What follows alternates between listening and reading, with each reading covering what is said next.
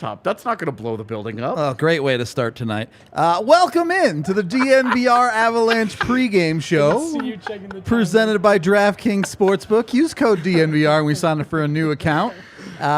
Get amazing odds boosts every single day. Avs taking on the Carolina Hurricanes today. Before we jump into the game, we are doing an amazing event today with Lacroix Hockey. You can see the QR code down in the bottom corner of the screen. You guys can donate to it. It's an amazing cause with Lacroix Hockey, spreading Colorado hockey, helping grow the game, carrying on the legacy of Pierre Lacroix. It's a weird way to put it, spreading Colorado hockey, but that's what we're doing. Yeah. Look, we are obviously big hockey people. We've always been in the scene, things like that. But part of the thing that I've come to really appreciate about Lacroix Hockey, and this comes from a mantra from Pierre Lacroix himself, is, look, we've talked a lot about hockey culture and how we want to help move it in the correct direction. And Pierre Lacroix was always a person who understood that the things you do off the ice are just as important as the things you do on the ice. So it's part of that. Obviously, his family, his son Eric, is running Lacroix Hockey. They're amazing people. We'll be on our post-game show tonight. Yep. We're going to have a bunch of amazing stuff tonight. We're going to have some Avs alumni on as well, thanks to them. Part of the deal here, you see that QR code. If you donate $20 or more, you can ask a question that we will ask to the players we have on, such as Milan Hajduk.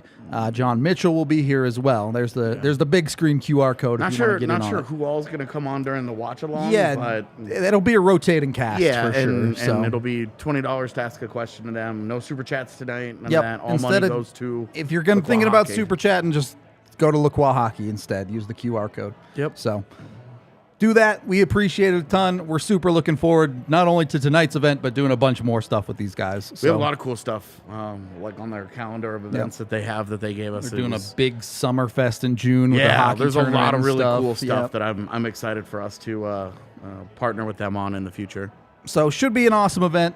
Hope you guys enjoy it as much as we're going to. Getting into tonight's game, the Avs headed out on the road here. Coming off of a loss to St. Louis, but they've won 4 of their last 5. Feel confident in this team going out to Carolina? Yeah. Yes? I mean, like, are you asking, do we feel confident in this game right here tonight, or just this team in general? Both. Wherever you want to take it. The team in general, yes. Honestly, I mean, like, I'm kind of at the place right now where you've seen enough good things out of this kind of like mishmash group that to sit there and be like, yeah, once they get some of these guys back, this team is still way dope. Yeah. But look, like, I mean, this is one of the better teams in the league. I thought the Avs had a really good night against them almost a week ago now. It was a weird night because you felt like the Avs were in control of that game beginning to end, really. Yeah. They led throughout. Despite Carolina having a and then bajillion shot attempts. You go and you look at the fancy stats on it, and they, like, get caved. Mm-hmm. And you're like, game really didn't have that feel to it. It was such a strange... Yeah, and the way that those two conflicted, where you watched the game and felt one way, and then you look at the numbers after, and you're like... I talked to Josh Manson, and then Jared Bednar touched on it a little bit, that They liked the way they handled it, because Carolina, and this is where I was ultimately going with this, where I think the Avs could get into trouble tonight. Carolina is a volume team. They shoot from everywhere. They like to put pucks to the net. Does this Avs group right now have enough depth to hang with a Carolina team in a game that's kind of close? I really think last week it benefited them that they were able to stretch the score a bit because you were able to roll all 4 lines for longer than they have been. But we've been seeing it now in the last couple of weeks. When these games are tight, getting into the third period, Jared Bednar is really shortening that bench down. You're putting heavy 5 minutes. forwards on it. Right. How much are you going to be able to not get away with that? But what kind of impact is being on the road, not having last change, not being able to be in control of your matchups? Mm-hmm. What impact is that going to have on the team tonight? I'll answer it this way. I feel better about this team, like, long term than I do this game tonight. Fair enough. I think that's my assessment of it too, because I look at where the Avs did struggle in the last game against Carolina, and it was 5v5. And so special teams is a lot of what helped them to overcome Carolina last time. And it's difficult to repeat the success of special teams game after game, though the power play has been as potent as it is. It's just hard to ask that of this Avalanche team, especially in flux the way that it is. So it's not even a reflection of Francouz or what the future holds for this Avalanche team. It's just a matter of, can they pull out some more tricks beyond what they've been able to do special teams in 5v5? And that's really entirely up to them, so it's their game to lose. It's no secret who they're asking to get the job done at this point, right? You know it's going to be the big guns doing most of, if not all, of the heavy lifting for this hockey team. For what it's worth, Sampo Ranta out, Anton Bleed called up over him. Really don't get it. Yep. Really didn't get it at all. Didn't make any sense. I thought Sampo looked better in 3 games. I thought Sampo had 3 better games than Dryden Hunt has had. You picked his 3 best games. Yeah. And Sampo was better, I think, in certainly 2 of them. So I really didn't get the why Sampo had to be moved. It made Did no you sense see to me. what Jerry Bednar, his reasoning behind it? No. Was he said that with where Sampo's at, and because I talked about this in the morning skate video, that I'm with you. I thought those were his 3 best games thus far. I mean, he doesn't have like a super 13, long NHL yeah. resume, but I'm with you. I thought those were his 3 best games. I thought he was far from the worst player on the team on each of those nights, but Bednar made the point, the argument, however you want to say it, that he said with where he's at right now and how he's playing, I don't want him playing such limited minutes for too long.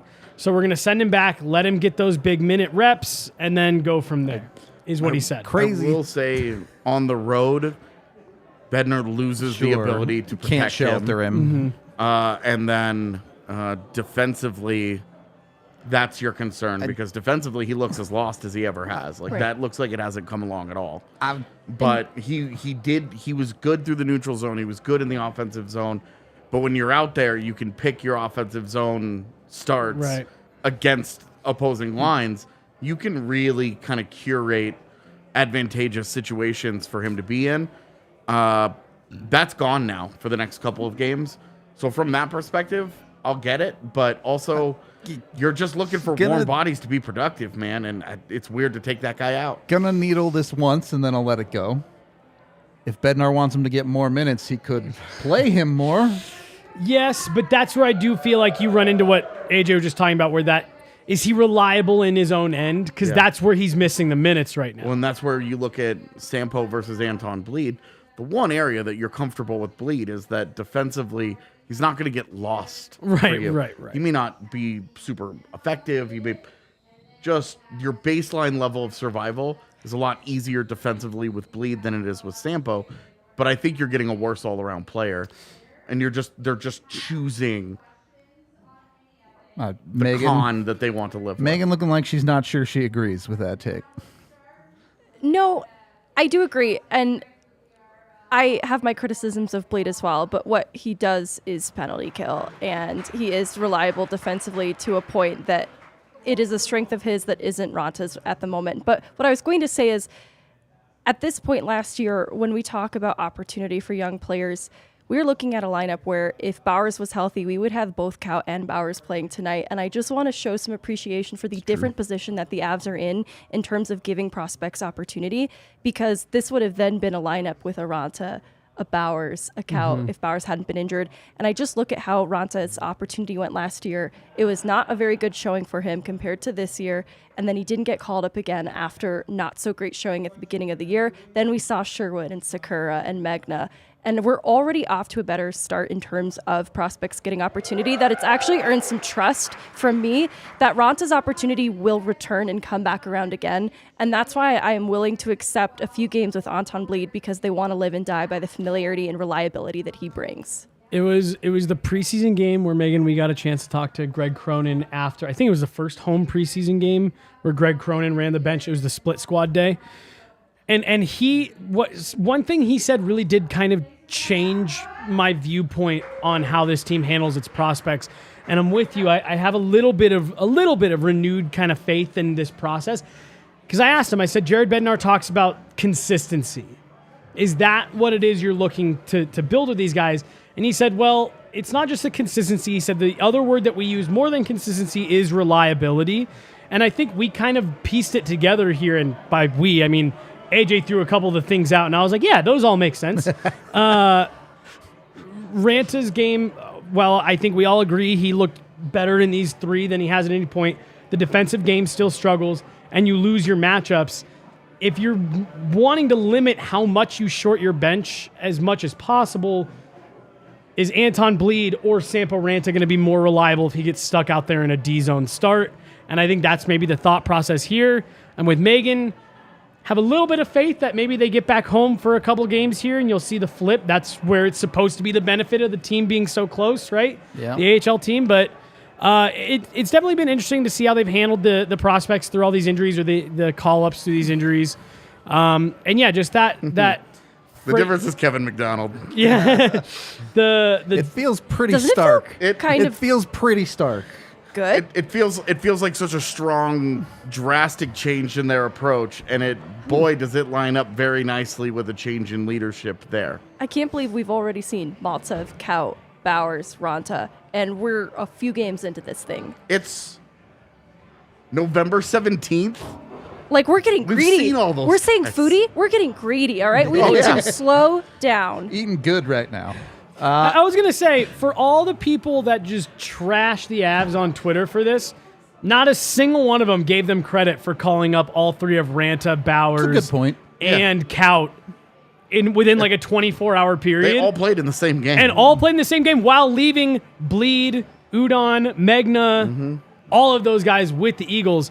Not one of those people on Twitter who's in our mentions all the time, like, why don't they call up the 7th-round pick from last year as a prospect? See what he's got. And frankly, Not one of the them. The thing that actually surprised me was that there wasn't more noise about Olausen. Yeah. Because I'm first round fine. pick. and- Yeah, I'm yeah, fine yeah. too. Like, Yeah. please, Like, tamper dude's not ready. expectations. No, but no, Dude's not we all ready. agree. Yeah. Like, it's not there, but yet, it- not But, yet. but It's it raw. is funny Love that him. people they got the three that they wanted forever, and I am surprised. I was like, Yeah. well, what about Olausen? yeah, exactly. It's been interesting. Anyway, we do have to move on here. Pavel Francouz. I was going to talk about Frankie more, and we ended Yeah. up talking about this again. getting the But- start. He does have a number in the win column now, so that's good. Great win too. It was. What are expectations for Frankie this year at this point? Because we've seen, there was some question about how many games is Georgiev going to get to become a starter. Georgiev has taken the starter job pretty definitively in the early part of Yeah. his season. Georgiev is like, I'm the starter. Yeah. You're my backup. Yeah. You play once a week. Yeah, yeah, yeah. And then like has backed that up with Great his play. Yeah. So what So- are the expectations for Frankie going forward here? 25 starts. Yeah. I was going to say, I don't think they're anything different. We were just having this conversation at the rink the other day. I said you're probably looking about 20 to 25 if he really has some strong showings and Georgiev stumbles for a week or two. Maybe 25 to 30 if you're really wanting to like lighten the load. But look, I think you are into a. I don't think that there's really much of a debate at this point. I think coming into the season, we all agreed that Georgiev was the biggest gamble in net that they had made to this point in the last few years, and thought that maybe there could be some healthy competition. I think that was my hot take in the preseason roundtable, was that Francouz snatched the starting job, but Georgiev has come out and It said, was. "I'm not even." Yeah. I remember. Yeah, I will stand by that. I was just about to say I still think very highly of Pavel Francouz, but I think goalie. more than anything else, like Georgiev's just been he's been fantastic. Yep. There's Yeah, and with Frankie, I think you see the common thread in his career is that the more games he plays in a row, the more he struggles with consistency. But when you do play him once a week, you have him into a rhythm Yeah, of he's going to play every Friday or whatever. You've gotten consistently solid play out of him. Yeah. And I feel not great about him going into Carolina, but that's a Carolina thing and not a Frankie thing. right. I trust Frankie that, look, if he has a mediocre to good game, the Avs should be competitive. If he has one of those nights where it's just not his night, there's a good chance they get run. But I feel overall about Frankie just fine. As fine as I ever have, honestly. Yep. The 0-3 start was more like universal course correction, giving him a For a couple dude of that was hard getting luck a losses. goal support of like 5 goals a game so far. Because there were some yeah. wins that he's had the last couple of years where he's given up 4 or 5 goals and comfortably won games, and like it just didn't matter. Yeah. So that was more of like a hard luck thing, I think. But I do feel like if you can get him in, especially with the Avs now getting into the schedule of they're going to play every other day more often than not for the next 6 weeks, getting him that one game every week and having it kind of be about the same time every week. Yeah. Well, and he does have a great attitude about it. We asked him the other day, like, how hard is it to go that long? And he said, look, it's tough to sometimes like keep yourself like on the edge ready. But he goes, but then I just try to look at it the other way. I haven't been this well rested going into a game in a while. Like, I'm like, whatever. I think he's got the right mindset for it. AJ used the word rhythm. I think that's the key. Thus far, we shouldn't expect anything less than what Francouz has been for the Avs for 3 or 4 years now. Forever. Yeah, where he can come in and can provide really quality starts against good teams. And if you need him to spot duty for 2 weeks in a row, he's fine. He's good enough that he can get you through. I mean, like I do. I think he has like the mechanics to get away with being a high-end goalie for, like I said, a week or two. We saw it in the Western Conference Final. Now he didn't like steal any of those games. Exactly a week and a half he got away with it. At the end there, you were going, oh boy, and he capped it all off with maybe his best save of the season against Connor McDavid. Like that's what you're looking for out of him. Can you give us the quality starts when we throw him your way? And that's what you're looking for tonight. Can he give you another quality start against a good Carolina team? Because I actually thought he helped this Avs team kind of get into a rhythm last Saturday against Carolina, because they kind of, like you said, after when you dig into the numbers, the Hurricanes kind of stuck it to the Avs a little bit there, and he kept it at zeros and gave his team a chance to get out in front. That's all you're looking for out of him. Only goal that he gives up is a 2-on-1 on the back door. Yeah. Like, you're like, come on, bro. Right. Yeah. Nothing free. If Frankie's having that kind of game where there's nothing free, he doesn't give up one of those short side softies or the one on the power play where he looks a little off his angle and just over the glove or whatever. If he doesn't give those up, he wins. Yep. If he doesn't give up anything free, he wins. And then even sometimes when he gives something up free, that might be the only thing he gives up. I've said it a dozen times. I was told by a pretty reliable person within the media that there were 4 or 5 GMs pretty bummed that Pavel Francouz did not make it to unrestricted free agency. He was going to make well more than $2 million. Someone was going to give him a starter job. Yeah. Sure. At bare minimum, a 1A type look. I would bet you money Ken Holland was one of them. Ken Holland, I'm sure Buffalo. I would bet you Pavel Francouz's current contract. Ken Holland was on that list. Megan giving off some Frankie says relax vibes over there. I think the expectation is really similar. Even in his own assessment of what the year looks like for him, he talked about the rigor of the NHL schedule and how he has some expectation to come in as relief and see that a little more split. And I think seeing the premium that the Avs paid for a backup goaltender, there's an understanding and a courtesy to Frankie and what he means to this organization to give him somewhere in, I think, the 30-35 starts ballpark, because he's like a backup premium, not just your ordinary backup. It's like a 1C. You have a 1A. There's no one in 1B. Then you've got like a 1C. I'm going with backup premium. I like that definition of the position. Is that the goaltending with no ads? Yeah, it is. It is. Ad-free goaltending. Yeah. Ad-free goaltending. Comes with an ad blocker. Yeah. Hey. All right, we can move on. So who's going to advertise on Frankie's blocker? And you can call it an ad blocker. Yeah. Don't even be summon. Ad blocker. It should be. That would be the best. Just offer a league-wide blanket deal for everyone. Just a small little ad blocker sticker at the bottom of every goalie's blocker. Be amazing. I wouldn't be mad about that. AJ, I'm assuming you're getting into some specifics here with the road struggles, because record-wise, they're 4-2-1 at home, 4-3 on the road. They're fine on the road, but I think with this group in particular, with the health that they have, the road struggles is the thing that you really want to avoid. Go 500. Like you're not looking to like get out and get away from the division and dominate. Go 500 on the road until January.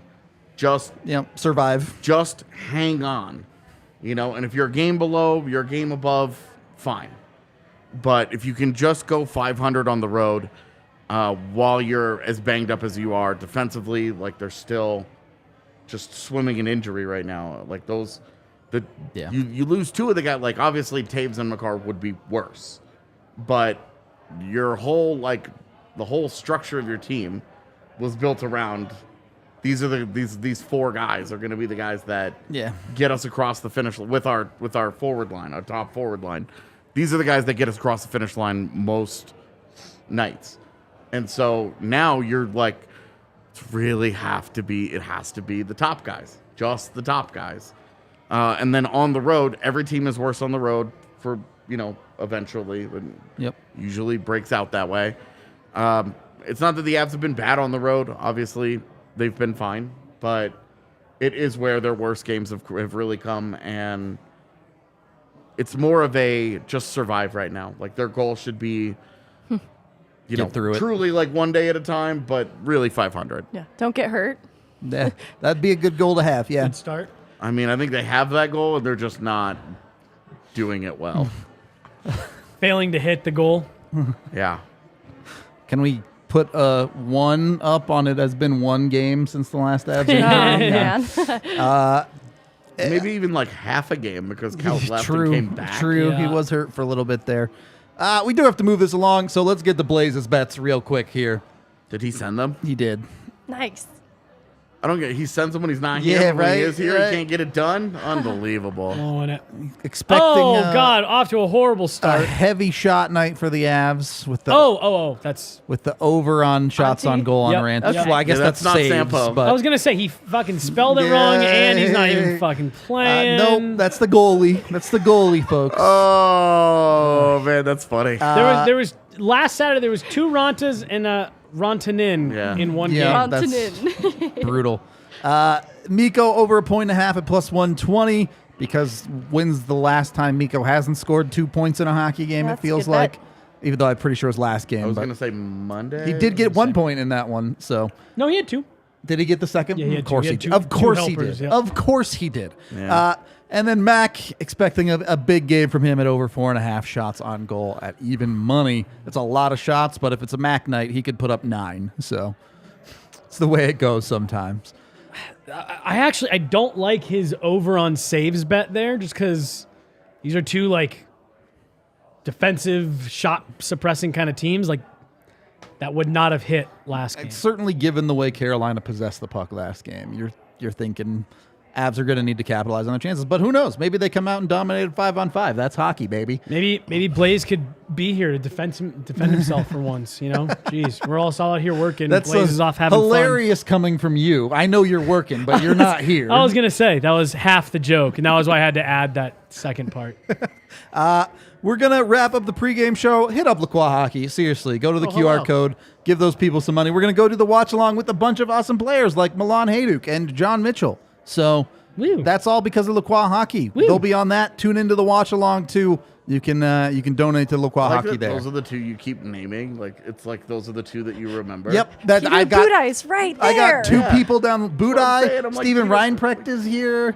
There's a ton of even non-at David Clarkson's David here. Clarkson's gonna I'm be here. super curious to be David Clarkson. Like, There's I'm a ton of I have a people great here. story from 2 days ago about Oh, great. talking to David Clarkson.